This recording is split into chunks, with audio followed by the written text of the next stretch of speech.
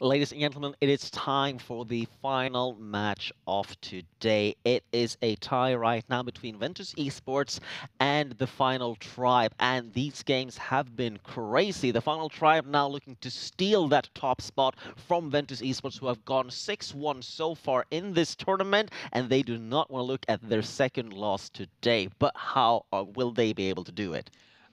It's gonna be through the mid lane, I think. Get Priscorn into a good matchup against Denzel. Don't let Denzel get into his comfort picks like the Cillian. I think that's a potential way to snowball the game. But before we take a look at game 3, I think I want to look at the standings because a lot of things have been going on today, Sang. The 4 final teams in the semifinals are decided. Yeah, absolutely. Finally, they are decided. It is Nuriki White and Östersunds FK who were able to stick around in the top 4. Nordawin was very close, but they didn't quite make it all the way. And same goes for placeholder 1, 2, 3. Now we only have Ventus Esports and the Final Tribe fighting for the top spot. Yeah, so if Ventus wins this, they're going to be the number 1, and the Final Tribe wins, they are going to be the number 1 because the meetings when they played each other is taken into consideration. The interesting thing for me right now is that Ventus will be playing Östersund, and the Final Tribe will play Nirki if these standings still stand. But in the earlier games in the tournament, Nirki has beaten the Final Tribe, and Östersund has been the only team to beat Ventus Esport. So I'm almost curious if these teams actually want to be playing the other team in the semis, or if they've been thinking that far. Maybe, but let's not get ahead of ourselves for too much, because we still need to settle and see which of these teams actually make it to the number 1 spot. Although I really want to give a big shout out to our Finnish team, Nuriki White, to be that team that were able to, through all these odds, prove that Finland is still a force to be reckoned with. That is something that I was really happy to see, as when Finland qualified into this tournament, we were talking a lot about how they haven't really had much of an impact in these previous Nordic tournaments that we have seen.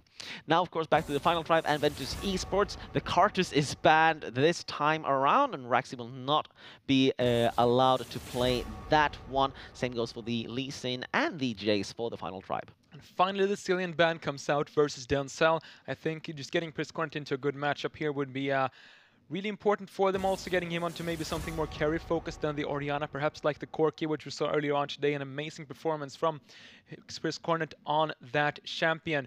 Big standard pick that's still open here is Lucian. If that gets banned away, the Thresh rises a lot in priority here as a potential first pick, but Lucian is now available for Kantos should he want to go for it. Yeah, absolutely. So the Final Tribe gets the opportunity to decide what they want to go for. They're going to instantly lock in the Lucian. So now it's Ventus Esports to go for the 2 open power picks that they want to have. And of course, Quickset yet again on this Thresh.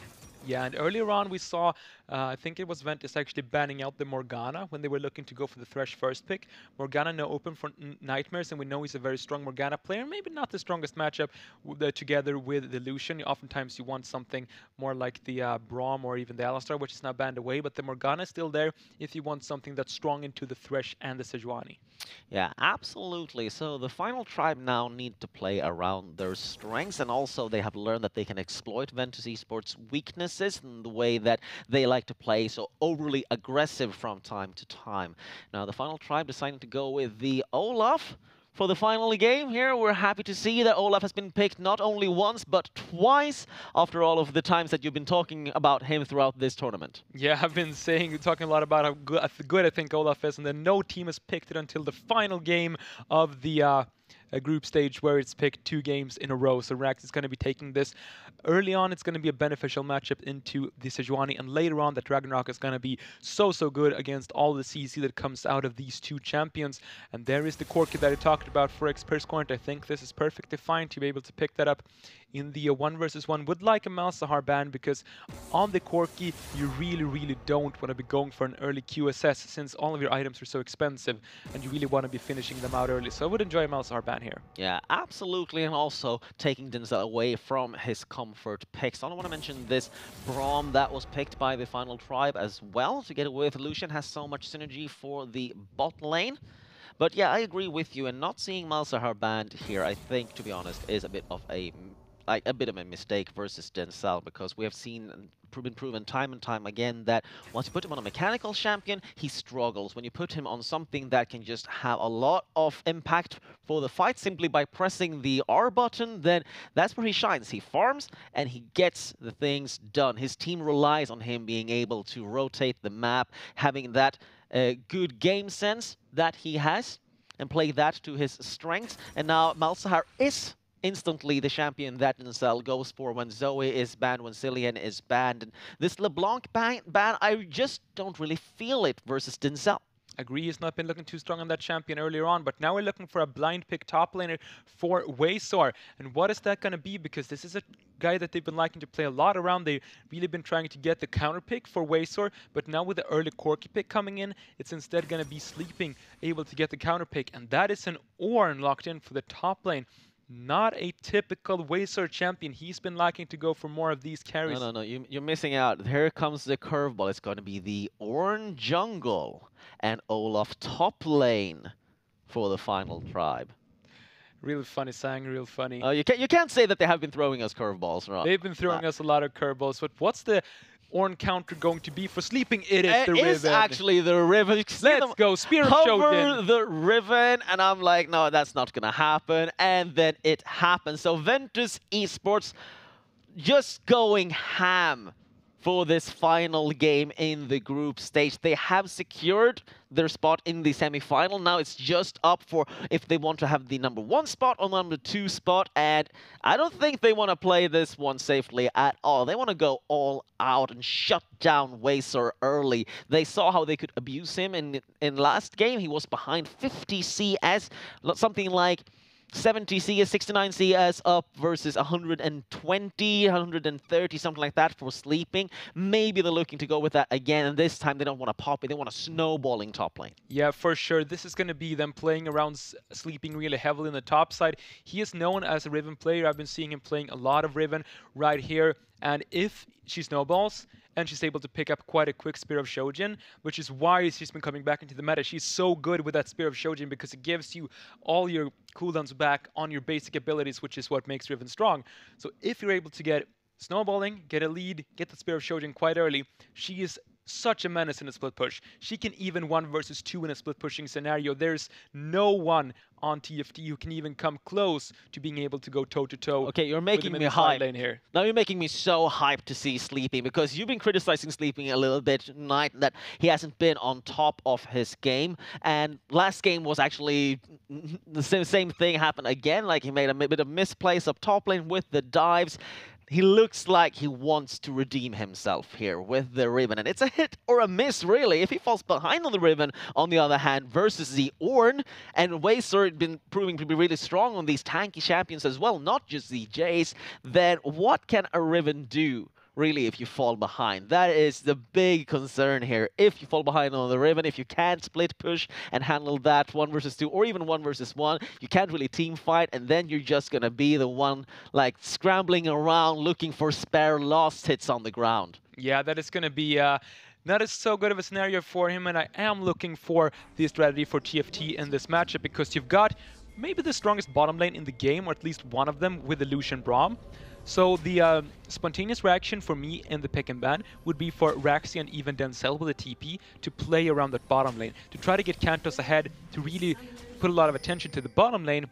But what happens if you put a lot of attention to the bottom lane this game? Waysor gets stuck on an island, gets dove on this Ornn over and over, Sleeping gets ahead on the Riven and takes over the game. So how does Raxi and even Denzel and Nightmares react to this Riven pick? That's something I'm looking forward to see. Absolutely, and a lot of it depends also on these junglers and the pathing that they will have as made now. On the Sejuani, of course, has an easier time to tower dive like that, being tanky instead of the Olaf that he played last game. But Raxi instead going to be on the Olaf, having the jungle priority in comparison to the Sejuani that is much weaker in the early stages of the game. Yeah, of course, Rex is going to be having the lead there. Won't really be having too much of a pushing mid lane or top lane. Bottom lane, though, should be a point of pressure for them. So if he wants to play aggressive one towards the bottom side of the map, look for the engages onto Made. that is definitely a possibility for him on this Olaf pick, who will be starting out soloing the red buff, as Candace and Nightmares might be looking for some sort of a 2 versus 2 fight here. Yeah, this could absolutely be Summoner spells burned if Krislund and Quickset had been moving that way. They are not, though. They are expecting, knowing that this lane will be on the winning side for TFT, so they are just going to walk up and take some harass instead. Yeah, they're too experienced to fall for tricks like this. Krislund and Quickset have been playing together for quite some time, and not together for even longer time, so they're not going to be just going to face check a bush against Lucian Braum. They're too smart for that. Too experienced in knowing how to handle it, but Krislund and Quickset did not look that experienced last game. They were outplayed from time to time and didn't respect the Kartus on the map. This time around, no Kartus, which means that Raxi will actually have to move to the lane that he wants to gank, and we'll see which lane that will be. Level 2 advantage, no surprise, goes to the Lucian and the Braum as the pushing power and also the early game spike. It's definitely in their favor. He's going to push this wave up a bit, delivering some harass. There goes level 2 for Quickset. We have seen Quickset land real clutch hooks earlier. Look at this pathing from Made, though, been going for his own red buff and the Krugs, and then into the enemy blue buff. Raxi knows this is going on, but goes into his own blue buff, gets word out for Quickset. Not sure if he dares to go for this. Sleeping taking a lot of damage up top lane in this matchup versus the Ornn that he wanted. Riven needs a little bit more levels before she starts to have the damage that she is known for. Of course, having the shield will be able to help Sleeping trade. This is sort of expected for Riven early. Like, you shouldn't be losing this hard, but you should not be the one taking the initiative versus the Grasp Ornn early on. Get some jungle attention, won't do too much though. So you're really looking to sort of farm up early on, and then when you're able to eventually get into that Spear of Shojin, into the 1v1 in the side lane, that's going to be the strong point for the Riven. Absolutely, and Sleeping's going to farm up here.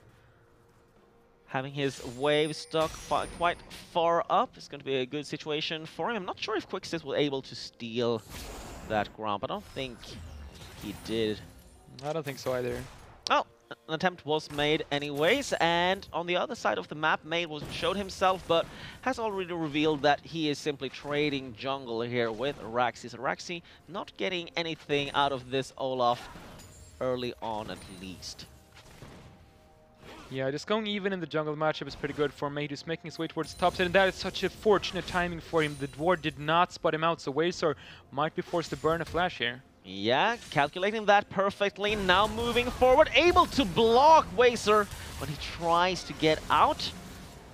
Means Wazer has to use his flash to survive, and Sleeping is happy getting all this attention up top lane, as he is now starting to get to the point where Riven is that dangerous champion that she can be. Yeah, gonna be waiting for level 6 to have any sort of all-in potential, but with the jungler, burns the summoner spell. That was really close hook. Still looking for Raxi to maybe put some pressure on towards the bottom side of the map, which is his strong side, and he's going for that bottom side. Maybe just to clear a couple of camps and then look for this Infernal Dragon, which is about to spawn.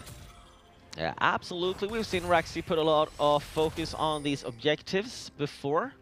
Just in general, I feel like the Final Tribe are really good at controlling these objectives in the early game, knowing exactly what they want to go for and when. Well, Ventus Esports have been a little bit more chaotic as a team.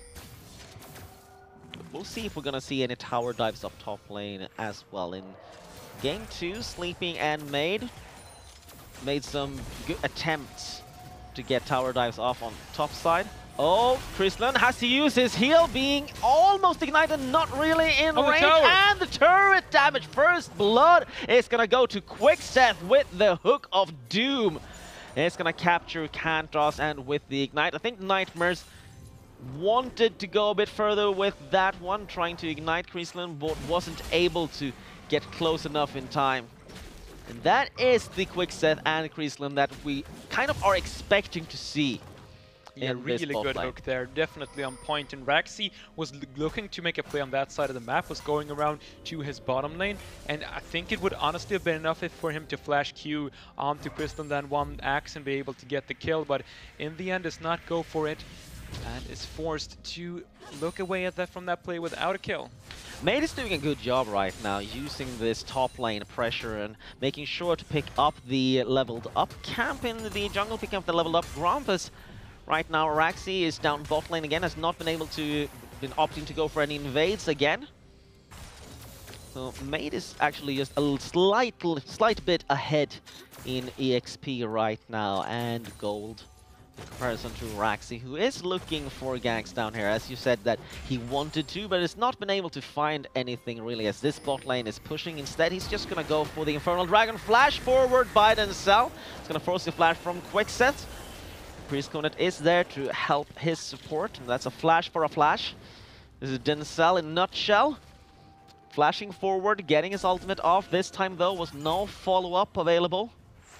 You can see this Corky is so sad right now. You want to know why he's sad? Because he's been forced to buy a QSS as his first item. That's really not something you want to do. Triforce is such a huge power spike for them, and then you want to build an Infinity Edge, and those are two of the most expensive items in the game.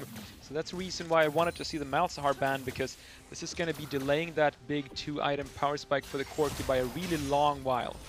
Absolutely. Another good hook is going to land Nightmares under the turret, although there were minions there, so he didn't take any turret damage. Still losing a healthy amount of HP, but oh, the damage follow-up that is there. And no Unbreakable is going to force the flash from Nightmares instantly, as Quickset now is at the top of his game yet again. Here comes Raxi. Is going to pick up these Rubber Bandit camps down bot lane, as Made did not dare to venture close to it. No flash for Waysor. Yeah, Made is on another objective up top lane. So Waysor was standing still there for a second. I was kind of expecting to see a Glacial Prison coming out of the dark there, but Made wants him to move a little bit further up the lane before going for this. There it comes, and a good ultimate. It's going to land straight in the face of Waysor, and Waysor, even though he has Call of Forge God, not going to be able to even use it before going down. And this is what we talked about. This is what we were worried about, even sleeping now, getting so far ahead in this lane with this kill. Yeah, it's going to be denying a bunch of farm from Waysor because he can't get the TP back into the lane, and maybe even going to be meaning at least the tower plate going over to Sleeping. On the other hand, the dragon was secured by Raxi, and that is of infernal quality, the dragon there. So will be really good for them. And is Made actually going to be looking for a return onto Waysor when he's walking back to the lane? Yeah, Made is putting all his focus on this top lane, and I'm not sure Waysor understands what's up. See, Sleeping is going to force Waysor away from his turret. Sleeping has all the time in the world with another wave coming now. Priestconet has mid prio with package as well. This is so scary for Waysor. Triple gag up top lane. The package lands. One more auto attack, and there is no, he's unstoppable. Not going to be enough to survive it. The CC might not have landed, but the damage was on point, and that is the second kill up top lane. And that is the mid-prio that I talked about for Ventus. Oh, Ignite was used before the heal. The stun has landed, and versus this lane, you do not want to fight blind, but that is exactly what Ventus Esports bot lane did. They go down. 2 for 0 in the bot lane, but Sleeping is snowballing top lane. Yeah, he's going to be so big. Perhaps even getting solo gold on this first tower. Yes, that's exactly what's going to be going. And with a BF sword first, I mean, he's got 2,000 gold up to Waysor, almost doubling the gold of this Ornn. And he's going to be going for a Spear of Shojin Rush right now, which is not something that we're really seeing because it's like such a damage-focused build. But that's going to be the item of choice for Sleeping here as he goes for the recall. Absolutely. Watch him get Guardian Angel and me looking really stupid. But also Priestconet in mid lane with this Quicksilver Sash Rush together with the Sheen. Now also no problem at all dueling Denzel. So Denzel on this Malzahar maybe wasn't the worst situation for Ventus, as they have been getting everything they want from all of this attention towards the top lane. And even though their bot lane died while that happened, I mean, there's still no problem in this game. And with a Riven, it's going to be difficult for Kantos to survive fights, even if he is able to gather a lot of gold down this bot lane. And the even bigger problem for the final tribe at the moment is that this Riven is not going to be looking to group and fight and go for the 5v5s. Like, sure, she can do it if she's able to get some sort of a flank and then maybe flashing onto the back line, but the main focus here for Sleeping is going to be to go in towards the side lane, when this quirky for Priscornet gets a bit bigger, he can go into the side lane as well. And that 1-3-1, that sort of split pushing style, especially with sleeping, is going to be very difficult for the final tribe to deal with. They have no one who can go to toe with this Riven right now, and that's going to be even worse when the game goes later. Yeah, absolutely. You can see Sleeping right now up the top lane. Doesn't really care about trading with Wazer. I mean, he did lose out on that trade just a little bit, but still not a big issue for him, although the bot turret is going to go down. Quix is flashing away. Culling is going to deal some damage. Flash forward here by Raxi. Is he going to be able to get it? One more auto attack should do the job, and going Golding in this situation might not be the best thing. Actually, it is Priesthood that has arrived, focusing down Nightmare. Raxi is arriving under the turret, but he can't do this alone, although Quickset, for some reason, didn't move there. Might this be a pause coming up? Not sure, but Denzel is going to be chasing down first. Denzel using his ultimate on Kristlund, but not having enough damage. Kristlund is going to survive it. Yeah, 4 kills going down in the bottom lane, and remember for Ventus, that is the weak side of the map. They've been investing everything in the top side, and they win a 4v4 on the bottom side. That just goes to show how big of a lead they got right now. All in from Wazer here might be coming. Yeah, Sleeping managing to dodge the Call of the Forge God and getting away, but still, like, Wazer, he is quite far behind. And oh, Sleeping even taunting at this point. That is how cocky he is getting. So Wazer not having the best game with all of the focus on top of him. The double gank and then triple gank as well up top lane. Down bot lane, Priestcornet is in one focus for Wazer as he used teleport to get down there and instantly is taken out by Priestcornet together with Maid and Sleeping. So again, not the best game for Wazer at all. I feel like TFT now kind of lost one of their star players.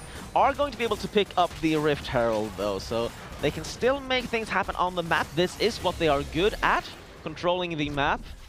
But if they're falling behind too much, I'm not sure what they can do. This could be a repeat of game 1. Yeah, and just looking at this lane, this is pretty much all about the draft. Getting the beneficial top lane matchup, saving that counter pick for Sleeping, proving to be such a good choice. Not taking any sort of bait to go for an early Jace or anything like that. Instead, just saving that pick, get a safe mid lane for Priscornet, and then get Sleeping in a good matchup. Looks like the Dragon focus right now could also be a 5-man collapse down the bot lane. Depends on Sleeping. Sleeping is going to start this fight with Wazer, as Wazer now forcing Sleeping to move towards the rest of his team. And Sleepy, I'm not sure if that is where you wanted to go, but he manages to get away. The Cloud Dragon, though, is going to go into the hands of TFT, who still, even when they are behind, are really good at controlling these objectives. Yeah, getting both the Infernal and the Cloud is good for them, but with a 5k gold deficit, I still say that the team of Ventus have a substantial advantage at this point. Kristlund up in a split pushing situation is probably not optimal for them, as that's where we really want Sleeping and Priscornet up towards the side lanes now that Priscornet has been able to finish that Trinity Force. But they want to be sieging mid lane as well. Yeah, absolutely. The problem again now for this game with all the focus that has been on Wazer is that it's kind of a similar situation. Oh, Valkyrie is used together with some help from his friends. Priscornet manages to get out. Almost landing the stun with the concussive blows now on Maid as well, but Maid was able to flash out before that final auto attack landed. But as I was going to say, like, it's almost a similar situation to the one from last game where so much focus was put on Wazer and he was still on a tanky champion that still was able to do what he was supposed to even when he fell behind, because the rest of his team was able to make up for the slack was the top lane. So definitely with all of this gold being ahead in every single lane this game, it definitely should be Ventus Esports, but we definitely cannot count TFT out of this game at any point right now, as they are getting objectives, they are having some control over this map, and they are finding these beneficial fights right now. But look at the damage! That was almost a 1 versus 2 kill, but in the end, there was a pick up. And I think, yeah, there was a shutdown gold as well for Kantos, so that's a lot of gold in the bank for him. I think he is up, let's see, not that much, about 500 gold versus Kristlund, but still, on this Lucian, there's a lot of things he can make happen on this champion. Yeah, you can see that Sleeping getting caught out there in the bottom lane is actually something that we've been seeing beforehand. Remember the Shen game where he was pushed up and got caught out of position as well. So that's something that you need to improve on with the entire team communication, and that's definitely not something where you can just look at Sleeping and saying that it's only his fault. No, that's definitely the entire team that should be keeping track of, or at least attempting to keep track of where the enemy team is. And if you can't keep track of that, well, you're not supposed to be pushed up that far. Exactly, and this is something that they do from time to time, and this is another thing that they do from time to time. Shut down now on Priskunet. So first it's Sleeping over pushing the bot lane, and then it's Priskunet. And holding on to his flash, using the Quicksilver Sash to try to neglect the slow that he got from Nightmares. In the first place, he's not supposed to be hit. So these are the kind of mistakes that make Ventus Esports into like kind of a difficult team to predict. Yeah, Priskunet with flash as well, not choosing to use that to get away, and Sleeping might get caught again. Yeah, Sleepy's definitely caught out as a 1 versus 3. He is not strong enough to handle this with all of the CC here as well. Trying to dodge, trying to run away, but one auto attack from Raxi should be enough to finish it. There it comes. No, one auto attack, 2 auto attacks, maybe actually almost turning it around, but Raxi in the end is able to do it. Sleeping almost able to trigger his ultimate and turn around for the return kill, but almost is not going to cut it in this game. Wow, that is really Ventus trying to play the split pushing style and showing that they're not able to execute. They're not playing well enough as a team to be able to pull this sort of split pushing style off, because it is hard to play. Your vision needs to be on point, your tracking of the enemy jungler of the entire enemy team needs to be on point, and it's not been that so far, and they've been getting punished. Also, very importantly, not this kill onto Sleeping, but the previous kill on Sleeping and Priskunet, when they both had big shutdowns. Both of those kills went over to Kantos, and both of them had quite big shutdowns. So this Lucian is starting to get really big. Absolutely, and also Kantos on this Lucian, it should be the best player for the team to have all that gold on. Now moving forward again with Nightmares. Nightmares lands the auto attack, and that is the follow-up.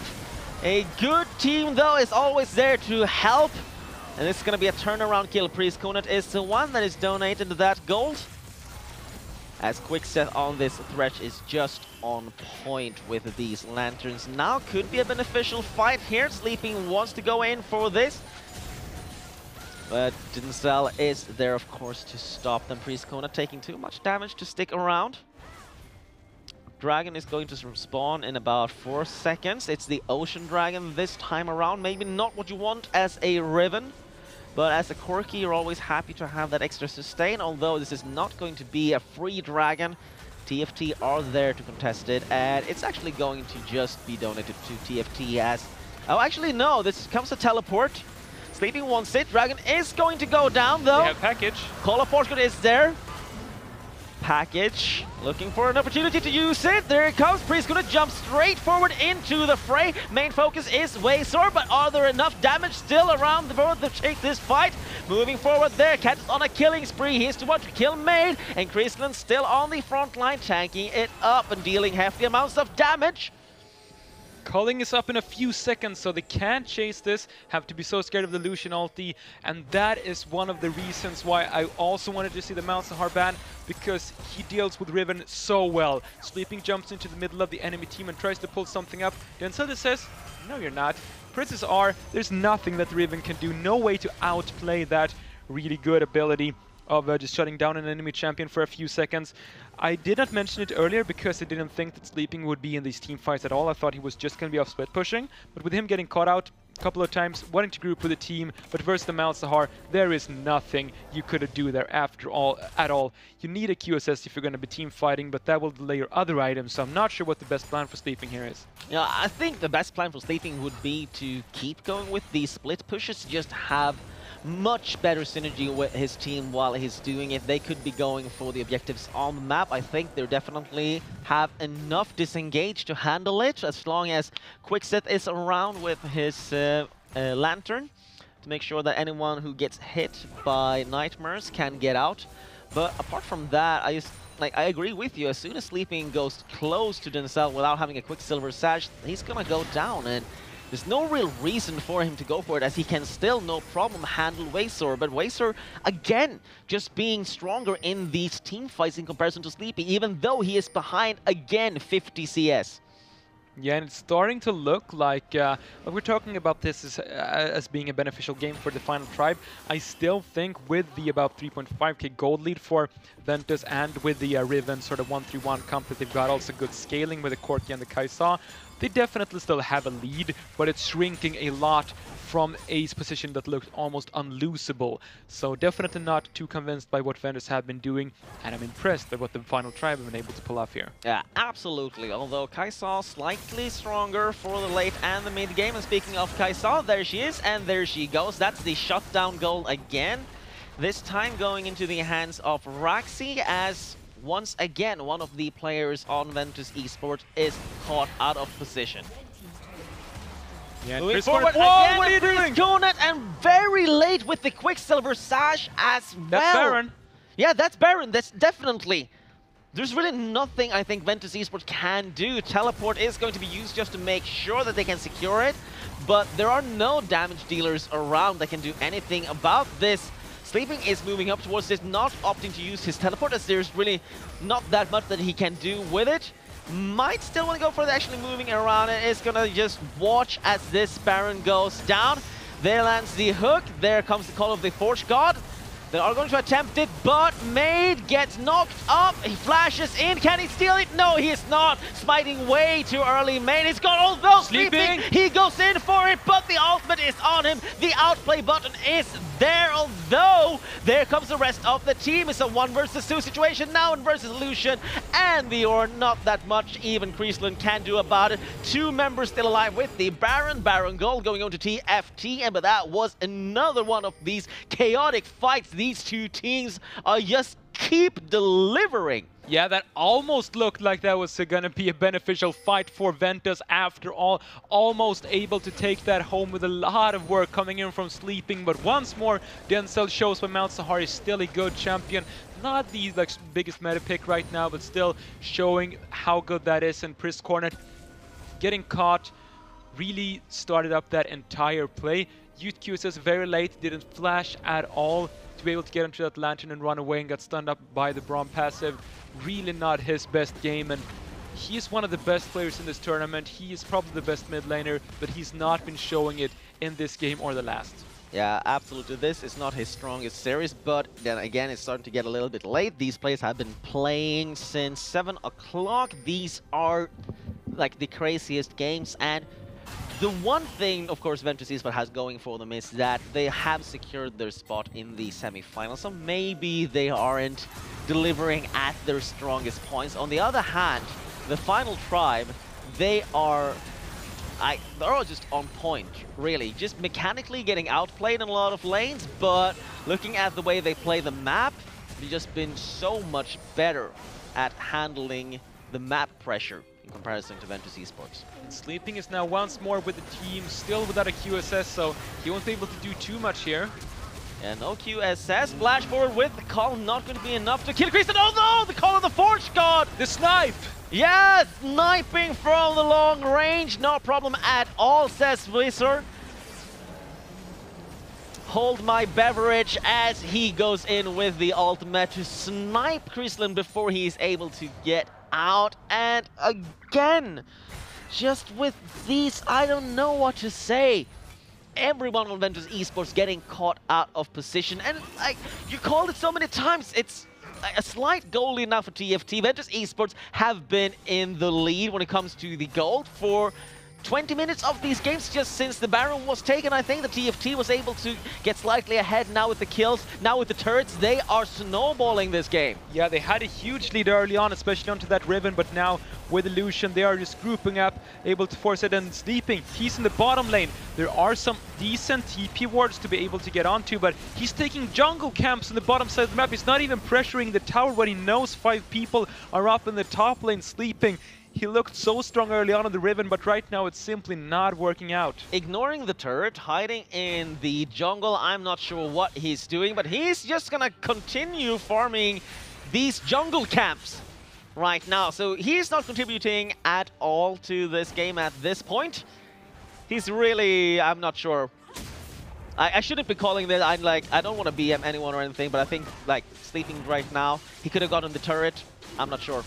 Yeah, it would have been maybe a bit risky. I'm not sure if they had full vision on 5 people, but I believe they did when they were actually pushing up on the tower. When they were pushing the top 2 turrets, and I think they had enough vision to know that the enemy team is under our turret, killing it. So if we've learned something from this tournament, it's one behind, just Fnatic push. Yeah, Fnatic push, focusing down Wazer. Wazer goes down, and the golden is not going to be golden enough for Kantos to get out of that. So turning it around all of a sudden, from me criticizing Sleeping a lot, turning it around into 2 kills, quick pickup, and now moving forward.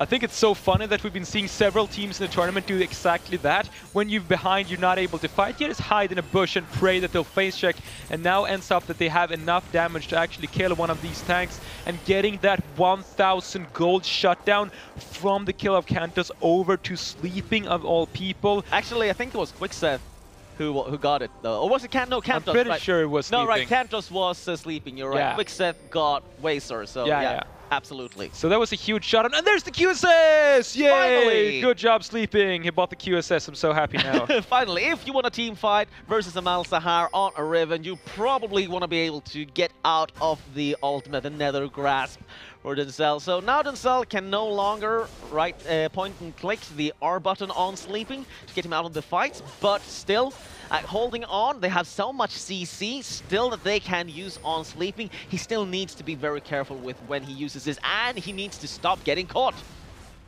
Yeah, for sure. He needs to be able to pull that split push off, but if he's able to actually get into a side lane in a good way, there, as I've said multiple times, there's no one who can really contest him in a potential 1 versus 1. The problem for him has been, though, that they've never been 1 versus 1. There's always been multiple members there to back up Wazer. Yeah, exactly. It's always been a beneficial numbers game for TFT. At almost any point they wanted to go for an objective, it's always been a 4 versus 3 situation. And for Ventus Esports, who aren't playing the map in the same way that TFT are doing it, I mean, they just need to outplay them mechanically, but that is a tall order at this point. This is a good timing window for Ventus, though, because Baron is just about to spawn in a couple seconds, and Sleeping is in the bottom lane with TP. So if you want to respond to Sleeping right now by sending multiple members there to take him down, that's going to be Baron going over to Ventus really quickly, because they've got the Quirky Kaisa being able to shred through that in seconds. So there's not really an easy play for the final tribe to make right now, except for to find and engage on these 4 members that are on the top side of the map before Sleeping is able to join with that teleport. That should be the goal right now, and they definitely got the tools for it. They have the Ornn ulti, they have the Malzahar Braum flash engage. Yeah, absolutely. They could definitely be going for this, as you said it earlier. Sleeping now, getting this bot lane turret, pushing in. Sleeping's just gonna get it back off, knowing that he needs to be ready to teleport and not want to get caught by the Call of the Forge God when he tries to do it. But he's gonna push this one up, and I think, like you mentioned, this is good. This is now starting to look like the Ventus Esports that we have seen previously in this tournament. Maybe some game nerves affecting their decision-making for the first part of this game. Now playing much more collected. Sleeping, hiding around in the jungle. It's going to duel a little bit down the bot lane. Actually not going to find anything to duel because Vaser is in the mid lane. Instead, he's just going to push this one up and going to back up, staying as much in the fog of war as he can. Waiting for the rest of his team to set up the Baron. Sleeping now, pushing towards this turret. And there's really nothing that the final tribe can do. The only thing that I talked about was to find and engage into these 4 people on the top side of the map. But right now, they're sending Wazer solo versus Sleeping, 2 levels down, a lot of gold down towards his Riven. He can't do much. I'm not sure about this decision for the final tribe. I think you just send Wazer up to the top side and let Sleeping take this tower, because you need to make something happen. This won't work out for them. You're just going to be losing the inhib tower for free. Yeah, Wazer is going to lose the turret. Sleeping's going to chase him down a bit as well, also blocking him while he tries to back up, but there's an open inhibitor as well, though. Sleeping, though, under the turret to get knocked up, and too many turrets to handle. 2 was the number. That was 1 too many for him. At the same time, in his base, there's the flash and the heal used by Chrisland to save Priest Kunad, and the inhibitor went This is Baron. down. This should be Baron with the TP from Wazer. You're not actually even going to TP him in. Should they start up anyway. I think they probably should to force Ventus to come out and then turn around for the fight there. There is still a flash ulti for Malzahar possibility. Priestkona teleporting into the mid lane. He's going to have to pass all of these wards while trying to find the flank, though. Teleport now from Wazer. And I'm not sure that Ventus can do this. I'm not sure that they even need to do this. And maybe try to steal, but the shutdown on Priestkona. And Cantus barely surviving is enough for him. Flashing over the wall, Dinsal is gonna stop Made from even getting close to this Baron. That's all that they wanted, and Dinsal again just showing his strong points. Being where he's needed, pressing the R button. I kind of feel like I am BMing him a little bit right now, saying it. But I mean this in a positive way. I mean, he's doing exactly what he's supposed to do on this Malzahar. Yeah, for sure, and those were a lot of interesting events there. I think the most interesting thing about Sleeping fighting Wazer there, diving him under the Nexus Towers, was that Sleeping chose to do that instead of going for the bottom lane Inhib. So Inhib is still up down there for the final tribe, meaning that Ventus won't have that pressure point. Sleeping right now, staying together with the team, still has the TP though if he wants to go to a side lane. Yeah, absolutely. So holding on to the TP. Yeah, we'll be able to stay together with the team right here. And Priestkona is there as well, looking to be really strong on this Corki right now. Finally finishing that Infinity Edge Triforce combination. So he's finally starting to scale up on that Corki. Got flashed on by Kantos in last fight and barely lost that 1v1 duel with the Lucian though. So needs to stay more safe behind Made and Quixet here. Yeah, absolutely. Priestkona still has a lot of damage. And we've been seeing how good he is on the Corki. Yeah, but he needs to hold on to this inhibitor.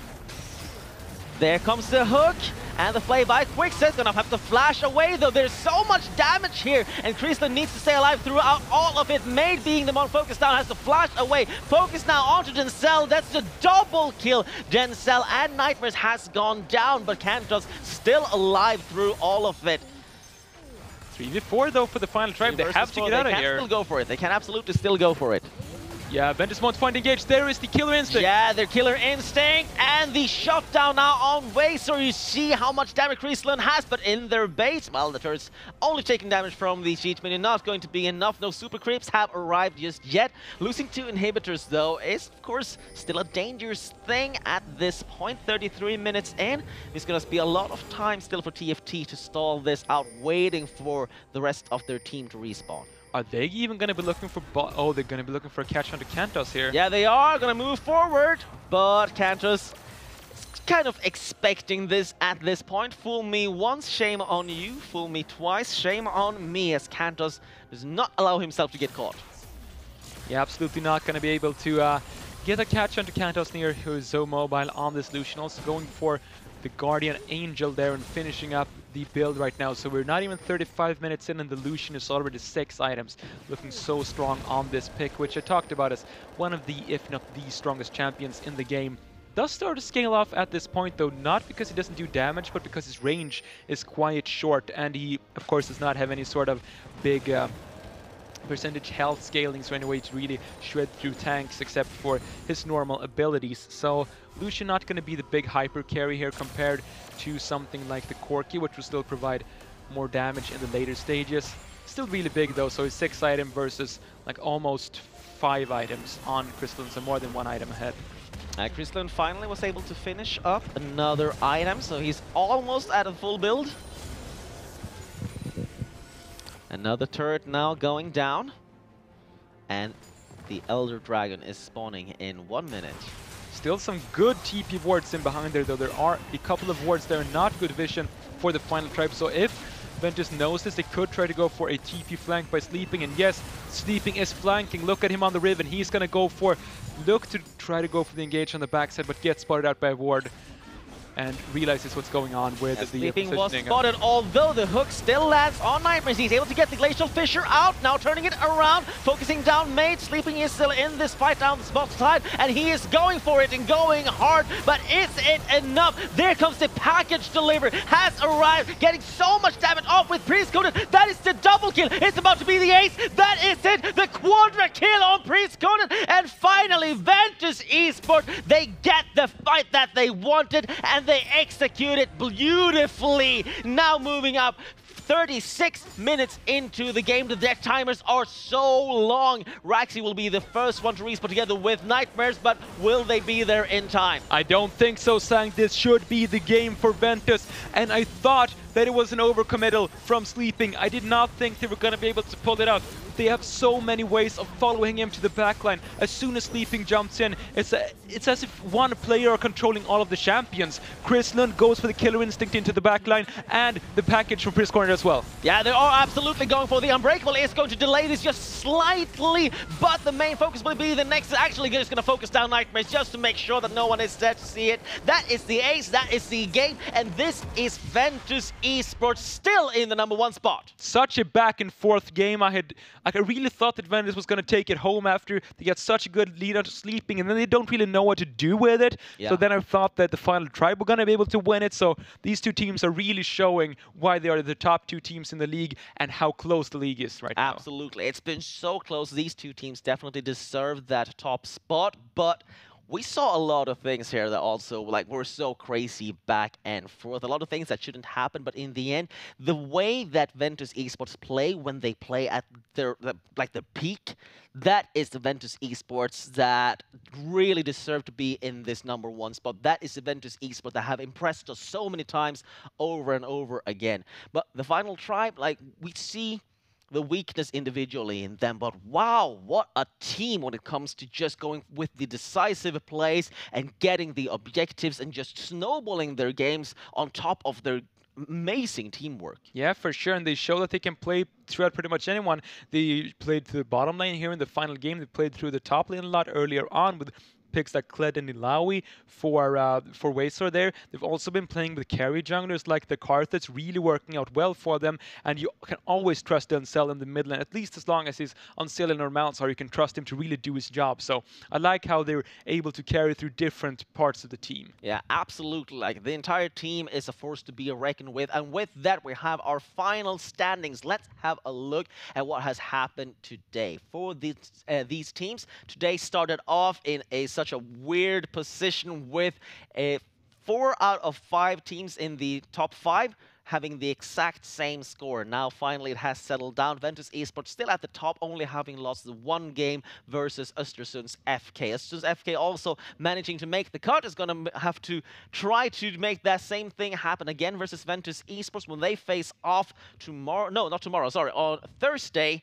in the semi-finals. Nordic White also from Finland in the 3rd spot, making it all the way to the semi-final, and they're going to play versus the final tribe. Yeah, really looking forward to those semifinals just 2 days from now. These teams are really going to be prepping up until that point and be able to do their best there. I also like the diversity in the top here. We're very close to having actually 4 different countries there. But in the end, Norway not strong enough, and there are 2 Swedish teams here. Still got to say that the favorites for me are Ventus Esports. They've been showing some sloppiness, some mistakes being made, but I still think when you both look at the team play and individual play, this should be the strongest team on paper, but Östersund should give them a run for their money on Thursday. Absolutely. The interesting thing is that Ventus Esports, like we talked about earlier, they make these kind of weird, little bit of sloppy individual mistakes, but they also make these huge individual outplays as well from time to time. So setting up for that versus Östersund's FK. Östersund's FK have been similar to the final tribe in the way that they can play as a unit, but I would argue that they are slightly stronger than the final tribe individually, but slightly weaker when it comes to the global plays, to the map pressure. So maybe that is the key to handling Ventus Esports. I don't know, because they've been able to pick 2-0 versus Ventus Esports earlier in this tournament, and they absolutely could be doing it again. Yeah, they could be doing it for sure. Getting that lead in the individual matchup is at least important for your own self-confidence, believing that this is something you can do. You can win against the pre-tournament favorites and move on to that finals. Also in the other semis, we've got Nordic White, who've been kind of looking a bit up and down, a bit of a roller coaster of a team. Have had some really good performances and then some not so good performances, and in the end makes it here. A lot of it through Yamaruno in the mid lane. Really looking forward to see him going up against Denzel on Thursday. Yeah, absolutely. And also something that worries me a little bit, but talking about Denzel and the way that he has been playing. But that is something that we will talk more about on Thursday. We will be back with the semifinals, so please make sure that you see us then. But for now, that was all we had for tonight, and have a pleasant one.